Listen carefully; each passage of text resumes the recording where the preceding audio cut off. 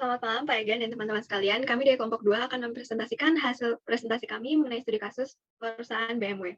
Next. Jadi di sini merupakan nama anggota dari kelompok 2. Next.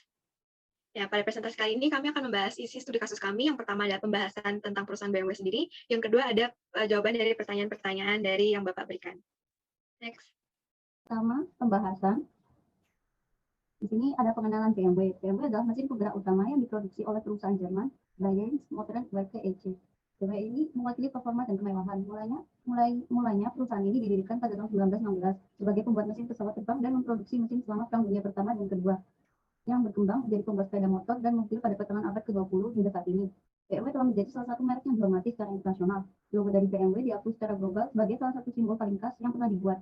Logo BMW Rudolph terlihat seperti bilah baling-baling yang berputar dengan latar belakang langit biru yang menunjukkan warna dari Free State of Bavaria, di mana perusahaan bermarkas. Perkembangan dan pertumbuhan BMW. Pertumbuhan BMW meledak pada tahun 1980-an dan 1990-an. Ketika berhasil menargetkan pertumbuhan pasar baby boomer dan yuppies yang menginginkan mobil yang mewah. Yuppies menjadi Beamer dan Beamer, istilah selain dari untuk mobil dan sepeda motor BMW. Nama populer yang masih digunakan sampai sekarang. Lalu pada pergantian abad terjadi perubahan sikap konsumen terhadap mobil. Mereka mulai menginginkan berbagai pilihan desain, ukuran, harga, dan gaya. Akibatnya membuat perusahaan lebih mengembangkan lini produknya, dan hal ini menghasilkan mobil unik dengan harga premium seperti SUV, convertible, dan roadster. Rangkaian lengkap mobil BMW sekarang termasuk seri pertama, seri ketiga, seri kelima, seri keenam, seri ketujuh, seri X, Z4 Roadster, seri M, Hibrida, dan BMW. Dan selanjutnya yaitu taktik periklanan.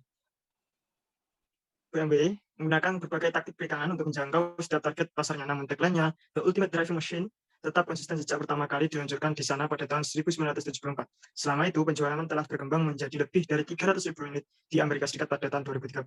Pemilik BMW sangat setia pada merek tersebut dan menyelenggarakan Beamer Fest tahunan untuk merayakan mobil mereka. Perusahaan memperdulikan konsumen setia dan terus meneliti, inovasi, serta menjangkau kelompok segmen tertentu dari tahun ke tahun. Next slide. Ya, selanjutnya itu Q&A, menjawab pertanyaan dari Artika. Ya, pertanyaan pertama yaitu bagaimana BMW melakukan segmentasi terhadap konsumennya? Mengapa hal ini dapat berhasil dilakukan oleh BMW? Pada tahun 1980 dan 1990-an, BMW menargetkan para baby boomer dan yuppies dengan menyediakan mobil yang sporty dan memiliki performa yang luar biasa. Saat itu brand BMW sudah terkenal. Namun di awal tahun 2000-an, konsumen lebih tertarik dengan desain, ukuran, dan gaya yang lebih bervariasi. BMW kemudian mendesain ulang seri model mobil mereka, yaitu 3, 5, dan 7, dengan memberikan fitur-fitur yang unik sambil tetap mempertahankan performa mereka. BMW juga menambahkan 2 segmen baru, yaitu seri mobil premium seperti SUV, convertible, dan roadster. Selanjutnya dijelaskan oleh kawan saya.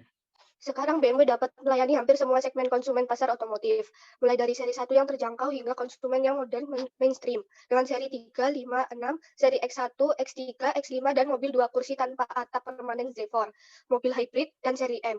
Bagi segmen konservatif atas, BMW menawarkan seri 7 yang menawarkan kenyamanan dan kemewahan serta komponen elektronik premium seperti iDrive yang pada dasarnya mengatur segala sesuatu yang di dalam mobil dari tombol push start, AC, dan jendela kepada pemiliknya. Dengan cara ini, BMW berhasil memenuhi berbagai desain dan aksesoris mobil untuk segmen pasar yang berbeda, sambil mempertahankan performa dan brand mereka yang identik dengan kemewahan dan prestasi yang mereka miliki. Next slide. Pertanyaan nomor 2, haruskah BMW mengubah tagline-nya The Ultimate Driving Machine? Sertakan alasannya jika harus ataupun tidak. Jawabannya, tagline BMW US berbeda dengan BMW dari benua lain. Tagline BMW USA adalah The Ultimate Driving Machine, mirip dengan BMW Australia. Sedangkan di Eropa dan Asia, tagline adalah Sheer Driving Pleasure. Menurut kami, BMW harus menstandarisasi tagline-nya dengan semua dealer BMW di seluruh dunia dan menggunakan tagline Sheer Driving Pleasure. Di pasar yang kompetitif saat ini, dengan orang-orang seperti Ferrari, Lamborghini, Jaguar, Mercedes-Benz, Tesla, dan produsen mobil lainnya, BMW mungkin tidak lagi memenuhi syarat sebagai the ultimate driving. Slide. Kemudian pertanyaan ketiga yaitu apa yang dilakukan BMW dalam memasarkan ke setiap kelompok segmen? Di manakah tempat BMW dapat meningkatkan strategi pemasarannya? Jawabannya adalah BMW berhasil memasarkan mobilnya ke setiap kelompok segmen.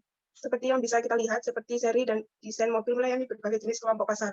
Misalnya, yang pertama SUV. Seri 1, X1, dan X3 ditargetkan untuk konsumen arus utama. Kemudian fokus keluarga yang aktif dan mengendarai membeli BMW karena biaya. Mobil yang ditawarkan di segmen ini adalah titik harga yang lebih rendah dengan tetap mempertahankan desain sporty, performa, dan merek mewahnya. Selanjutnya yaitu jenis kedua, yaitu seri 3, 5, dan 6 ditargetkan untuk konsumen mainstream atas dengan menambah pendapatan disposable. Setiap model menawarkan desain yang unik, beberapa pilihan aksesori, dan peningkatan komponen elektronik dengan tetap mempertahankan kinerja dan merek mewahnya. Jenis ketiga seri X yang terdiri dari X3, X5, dan X6 ditujukan untuk konsumen yang sukses di tahun 1990-an, memiliki anak dan terlibat dalam kegiatan ekstrakurikuler seperti bersepeda, mendaki gunung, golf, dan ski. Mobil seri ini menawarkan desain yang lebih besar, ditambah dengan mesin performa tinggi dan menambahkan kemewahan menarik untuk memenuhi anggota keluarga mereka yang terus bertambah dan aktivitas luar ruangan yang aktif. Next. Kemudian jenis keempat, roadster seri M, convertible dan Z4 yang menyasar segmen kelompok berpenghasilan tinggi yang menginginkan mobil yang menarik perhatian dengan desainnya yang mencolok, performa yang ditingkatkan, peningkatan komponen elektronik dan pilihan aksesoris. Untuk meningkatkan strategi pasar, BMW dapat memperkenalkan yang pertama, menawarkan skema bantuan keuangan sendiri atau hire purchase yang tidak memiliki ikatan dengan bank. Mereka dapat menawarkan suku bunga dan pembayaran yang menarik skema untuk konsumen baru yang bermimpi memiliki BMW. Yang kedua, untuk memilih BMW yang ada, BMW dapat memperkenalkan loyalitas dan tukar tambah program. Program tukar tambah juga menawarkan harga jual yang tinggi dan menarik suku bunga. Kemudian yang ketiga, undangan eksklusif untuk peluncuran model BMW baru, pemesanan prioritas dan layanan pernah jual seperti perpanjangan garansi, suku cadang, dan tenaga kerja 24 jam, bantuan jalan jika terjadi kerusakan. Kemudian yang keempat, interior dan eksterior yang dapat disesuaikan agar sesuai dengan kebutuhan konsumen dan ingin tanpa biaya tambahan. Selanjutnya saya kembalikan kepada moderator. Terima kasih teman-teman kelompok 2 telah menjelaskan perusahaan BMW. Sekian presentasi dari kelompok 2. Terima kasih telah menyaksikan presentasi dari kami.